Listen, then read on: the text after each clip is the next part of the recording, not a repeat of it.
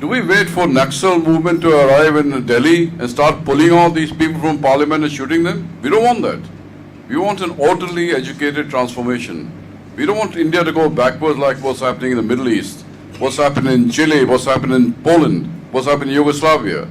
We want an orderly transformation. We want to progress further, right? And therefore, the methodology we have to adopt, the seriousness we have to take this task, has to address, keep this in mind. And this is what we are trying to do.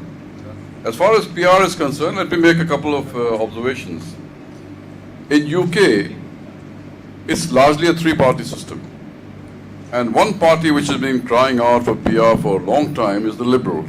And now they become Liberal Democrat recently after merging with the Democrats. The reason is very simple.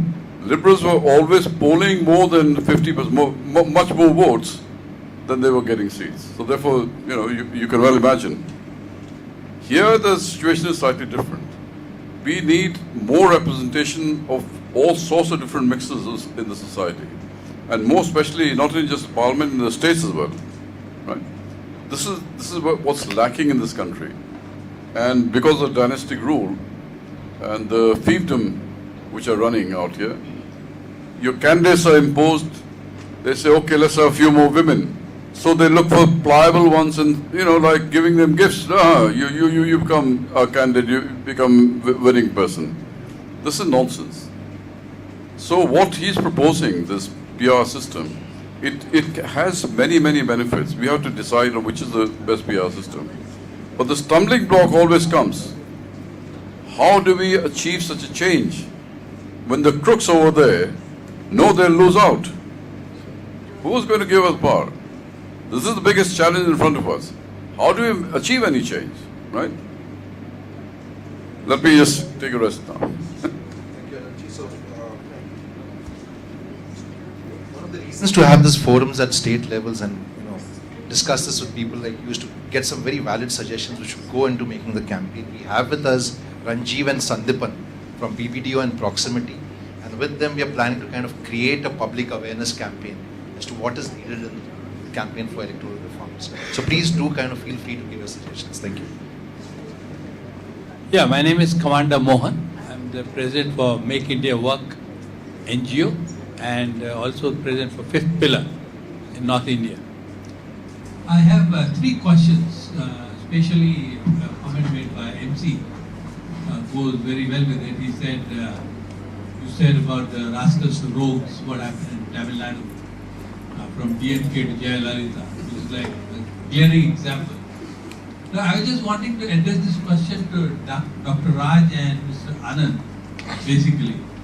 That is it possible in India that the people vote for the candidate and not the party? Because the party may feel the criminals and corrupt candidates. And if it is possible, how? And all my three questions are connected. So you can answer maybe in your own sequence. Second one is that the anti-defection law, which was brought by Rajiv Gandhi, I would say who was also partly involved in the after emergency situation and dynasty, that the member of parliaments could not break a party. Raj and Mr. Anand will agree, but most of the people who are opposing anti-defection law feel that the autocracy and the fundamental rights of the member of parliament was killed and that it was a blot on the democracy. Although no one seems to be making a noise about it. And third question is that is it possible, or how many countries in the world have the system of right to recall a particular member of parliament or a senator or whatever? Thank you. Commander.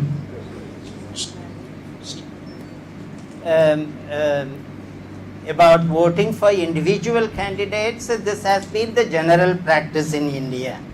But most of these individual candidates have belonged to party. Now let us imagine a situation where 543 individuals are contesting without belonging to any party. Then the ultimate question will be who will form the government. And the there will be much more confusion than it is now. The question is governance, and therefore a party mechanism is found to be necessary for governance, because someone has to come to the role and position of governing. Whether individuals can be accommodated in the proportionate electoral system, that's a different question. However, can we have only votes for individuals and not for parties? It's, we need That was not my question, sir. Yeah. My question was like, is prevention better than cure? So if most of the people, let's say if it's possible to educate them through media or whatever, and they told only vote for a good candidate, the parties will hesitate to put up candidates who are criminal. And I'm not suggesting, my question was not that only individuals. Okay. What my question was that to help the party or to force the party or pressurize them to feel good candidates, why not, is it possible in our electoral system to make the people vote for the individuals and belonging to a particular party or small party or whatever? Yes. Is it possible? I think Yeah, I'll answer that's- that because that is fine. this was done by Professionals Party of India in the last elections, and both the guys were bought over by Congress. So unfortunately, that's what happens in this country. So Professionals Party of India is another partner. We work with them closely. Okay. It's a party which has been formed by working professionals, and they brought in individual candidates. So there was a proper system, and you can go on to ppi.in. You'll get all the information. And both these people were bought over by Congress. So there is a serious issue here, because until and unless you work on the systemic changes, all the other changes won't work, right? And that's the reason the SERI campaign is focusing on the proportional electoral system, and we've convinced Dr. Raj to say that we also need to kind of promote negative voting, because you need to kind of transfer the power into the hands of the people, not from the rogues to the rascals. Yeah. It's what Woodrow Wilson had long back said. He said it's not a balance of power or a transfer of power that is required, it's a community of power that is required. And this is about empowering communities. About your third question, the right to withdraw, this has been a big issue in India. But I have discussed also with other electoral systems experts. And the common opinion is that if we have proportionate electoral system, the need for withdrawing candidates will be highly reduced. There won't be any need. But then we are not leaving it with that type of an opinion formation. We are going to take it up in the workshop of the electoral systems experts in October. We are definitely integrating it as a point of discussion, and we will come up with a proper integration of that in our policy document. Do you want to just spend 2 minutes on what you plan to do in The October? second question, the reversing the anti-defection law. Do you want to spend 2 minutes on talking about what you plan to do in Germany with all these experts coming in? Yeah.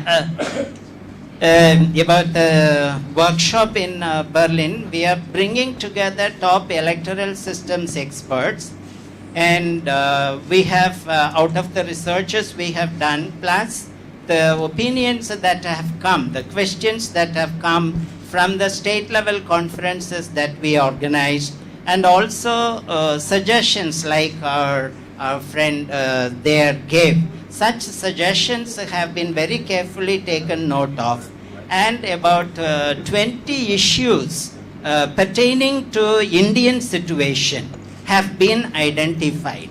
And now these 20 issues have been classified into 9 sessions.